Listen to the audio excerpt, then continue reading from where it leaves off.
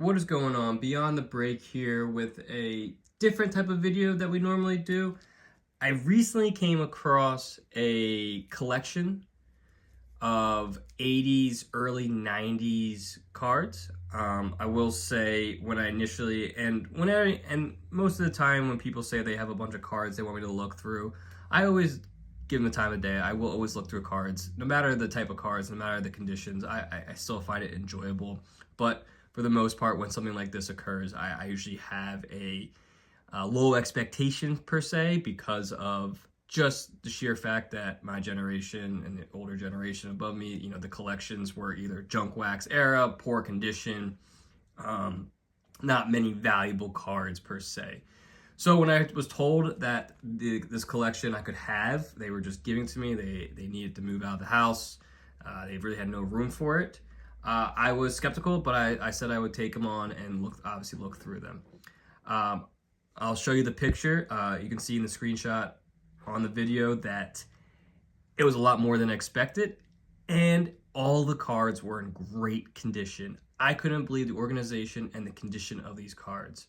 Initially, I was ecstatic. I couldn't believe it. I was like, I might have struck gold here. Initially, when I opened the boxes, the first thing that I see is this, a Rickey Henderson rookie card. And the second card I pull out of the box that I already took out of its plaque is a Kirby Puckett rookie on-card auto. Again, you couldn't imagine what my thought was going through when I saw this. I immediately thought I struck gold. I thought I was going to find a bunch of Griffey rookies and Jose Canseco and a lot of those late 80s rookie cards that people search for, people that still want to buy it. And then the condition of these cards that I found them in, and they were all still within those boxes. It looks like the person who was collected a lot of sets. And then I start looking through, and after going through a bunch of collections over the last couple of years, I have a good feel for what might be missing, or something doesn't seem exactly right or too good to be true.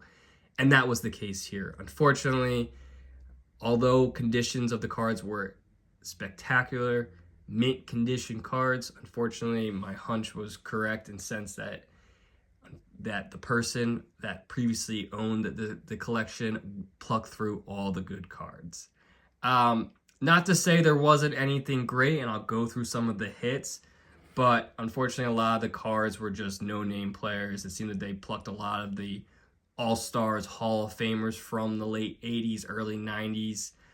You got the Wade Boggs, the Griffies, Barry Larkin, Kirby Puckett per se, Rickey Henderson, so a lot, Barry Bonds. So again, I thought I had struck gold here, but with that being said, I still went through every card because of the condition. I still plucked some of the cards were still left behind that were still valuable in my mind, or at least just from a condition standpoint, potentially gradable, right?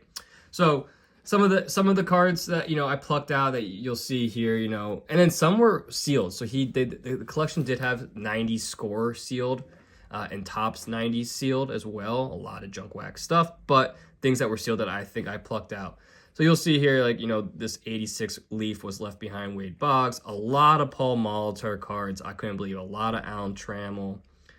These were some of the cards that we pulled from the 90s score that we deemed gradable. Here's a Griffey, Nolan Ryan, a Tom Glavine prospect rookie, a Deion Sanders rookie, Joe Morgan Fleer, Greg Maddux. We got Cal Ripken, Harold Baines, a lot of Harold Baines, Ron Guidry.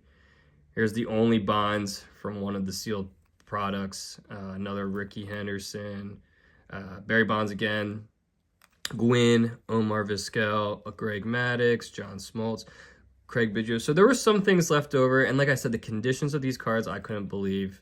George Brett, Tony Perez, Sammy Sosa, Sheffield, nice Bronx Bombers. Look at that condition. Centering looks great there. Dennis Eckersley, Edgar Martinez. So a lot of good condition cards. Obviously, no major hits. We'll go through the biggest hits in a second, and then I'll go through a surprise find. I found that despite the lack of cards, or cards that I deemed, I would say, worthy of grading or major hits from that era. We did find some surprise cards, and I'll go through in a second. Tony Gwynn, Greg Maddux, Edgar, Tim Raines. So a lot of cards that we pulled from the score packs we just took out. This is a cool Lights Out Candlestick. Larry Walker, rookie. Bo Jackson. This is just a cool image of Bo. Mike Schmidt. So a couple. This Fleer set was the only set that had the Hall of Famers in there still. David Wells, rookie. Another Paul Molitor, Craig Biggio, Ricky Henderson, Paul Molitor again. Paul Molitor, I found a lot. The person that collected left a lot of Paul Molitor cards, let's just say. Nolan Ryan and Ryan Sandberg. And I did get the feeling, too, with the Paul Molitors and the Harold Baines, a lot of Harold Baines were left over, was that this person plucked through before they got into the Hall of Fame, I want to say. I know Harold Baines was 2019. Not entirely sure when Paul Molitor got in, but it seems that whenever this was plucked over, that some players have gotten into the Hall since, and that these cards were left behind prior to that. But with that being said, I don't want to sound like a downer. I still was super happy, and honestly, I'm in this collection for no cost at all. So that's a plus. So I am willing to grade a lot of these cards. I will say I am looking to grade for the first time ever with SGC. One being a lot of these cards I think are at 9-10, and I'm hoping for some 9.5s, 8.5s per se. But some of the big hits from this set and some of the cards that we will be sending off to SGC are in here. A Greg Maddux rookie. This is a card that we felt was gradable. From a centering standpoint, everything looks great. There is some whitening, so I'm hoping for a 9. Tony Gwynn rookie. A Johnny Bench from 83. This was clean as could be. Look at the centering on that. Okay. And then I found a few, and this is why I always pluck through collections regardless. I found a few, this is really random, Fleers from basketball. Obviously, once I saw the Hakeem, I was hoping for a Jordan. But with that being said, Hakeem Olajuwon rookie, I mean, I'm in this for no cost. Might as well get this graded and see what it comes back. Robin Yount, Ricky Henderson, like I said, the Fleer set was this 83 Fleer, I think it is. 83 Fleer was the only set that had the Hall of Famers left in it. Wade Boggs rookie, clean as could be. Paul Neal rookie from Donruss 86. Reggie Jackson. Paul Molitor. A Randy Johnson rookie, which is sweet. That looks centered up nicely. A Dominique Wilkins. So 3 Fleers were left behind. This is one of them. A rookie Dominique Wilkins. This is actually a cool card. This is a John Smoltz, but a Tom Glavine era card.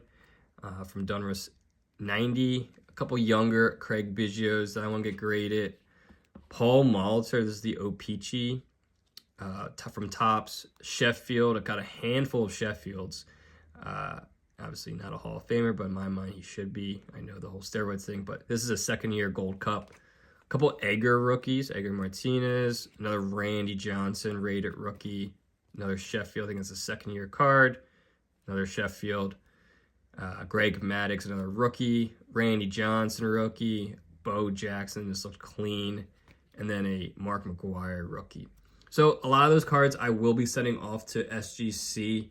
Right now they're running, actually just so happens they're running an 80s special. So I'll send the 80s. I think some of those are 90s, 91 cards, so I can't send those. But they're running an 80s special for $12 a card. So not being in this at any cost, I will break it down to you guys in the next one I do get the reveal. But with that being said, might as well. Now, if you stayed here this long, I do have one more thing to show everybody. And this is why you go through collections. Regardless of if you feel like this is not worth your time, I do think this shows that you should still look at collections. You should still at least enjoy it. I mean, I got to open a whole box of 90s Score with my parents. And my dad was ecstatic. I mean, we were drinking coffee one morning. I was like, might as well just open these and see what we can get. And so me, my mom, my dad sat down, just started opening. We're laughing, having a good time. So, regardless of the cards and the value, I still enjoy the memory of just opening that with my family, my parents in the morning. So, but with that being said, enough getting sappy here. That being said, though, I did get cards that aren't necessarily sports cards. And they are, one being wrestling cards. Here we have a Hulk Hogan rookie. So we'll definitely be sending that off to grade. You can see here there's a couple of rookie cards, Andre the Giant. Yeah, so a lot of wrestling cards, which I don't know too much about, but I've looked up some of the pricing for this. Conditions of these, majority of it pulled out are looking like 9s, which, again, not being in cost in on any of these, could come out to be a decent profit, $40-$60 on the 9s. And then the garbage pail kids, which again, I don't know too much about, but I've done my research. Look at all these. So you never know where you're going to find collections. You really aren't. This one, I couldn't believe the pricing on this. In a 10, it's not in the best condition, but even a 4 or 5 sells for, I think, $100 or $200. This one as well. So original garbage pail kids, 86, 87 as well in here. So again, you never know what you're going to find. But that's half the reason, that's half the fun, that's half the reason why we do it, right? But yeah, so we'll be sending these off to SGC. If you like the video, like and subscribe. And as always, please leave comments in the comment section. Love interacting with you guys in the comment section. Until next time, peace.